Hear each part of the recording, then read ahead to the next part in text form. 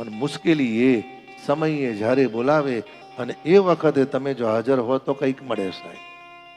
બાકી આપણા વાયદા, આપણી વાતો અને બધું મહાપુરુષો બધું જાણતા હોય છે. હા સાહેબ, અને એવા એવા સંતો છે કે તમને કંઈક દેવાનું હોય ને સમય, પરિસ્થિતિ, સંજોગ, નક્ષત્ર આ બધું એકત્રિત થાય અને તને એટલું જ કે ભાઈ આવીશ, તમે કહેશો હા તો સમજવાનું એમાં તમારું કલ્યાણ.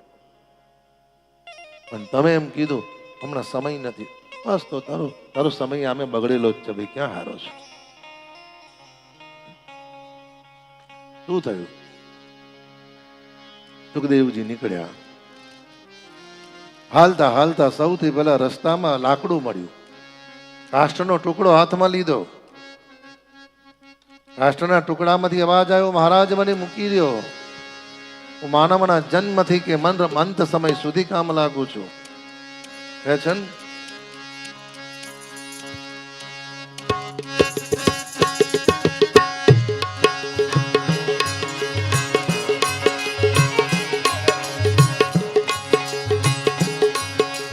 जलते लकड़ी मरते लकड़ी देख तमाशा लकड़ी का,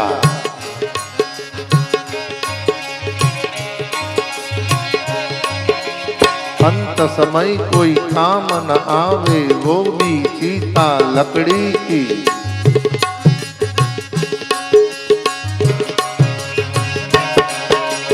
पाल फल में फल न बनाया वो भी फल ना लकड़ी का।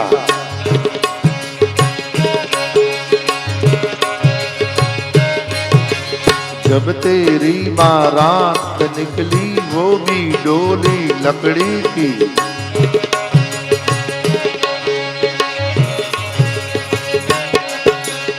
अंत समय कोई काम न आया वो भी जीता लकड़ी की।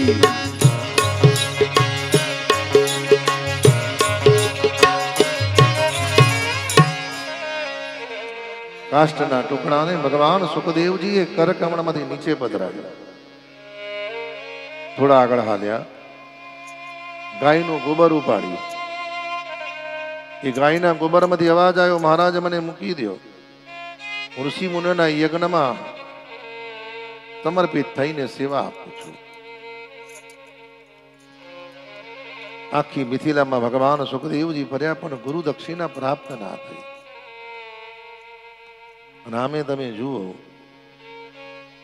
જીવ જ્યારે અહંકારથી કોઈ પણ વસ્તુ લેવા નીકળીને જલ્દી મળે જ નહીં. તમે જોજો,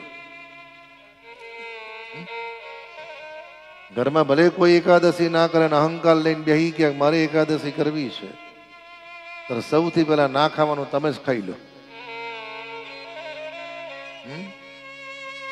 ભગવાન સુખદેવજી આવ્યા, વંદન કર્યા. ગુરુદેવ, જનક રાજાએ કહ્યું, મુનિવર, સમર્પિત કરવા જેવી વસ્તુ એ છે. જીવનમાં ગમે ત્યાં જાઓ, સૌથી પહેલા કહે છે ને કે પ્રથમ પહેલા મસ્તક મૂકી સમરી લેવું નામ. અને ભગવાન સુખદેવજી કહે છે ને, અશયાભિમાન આય નહીં મોરે, अभिमान आई नहीं मोरे, मैं सेवक रघु पति पति मोरे, मैं सेवक रघु पति पति मोरे, अस्य अभिमान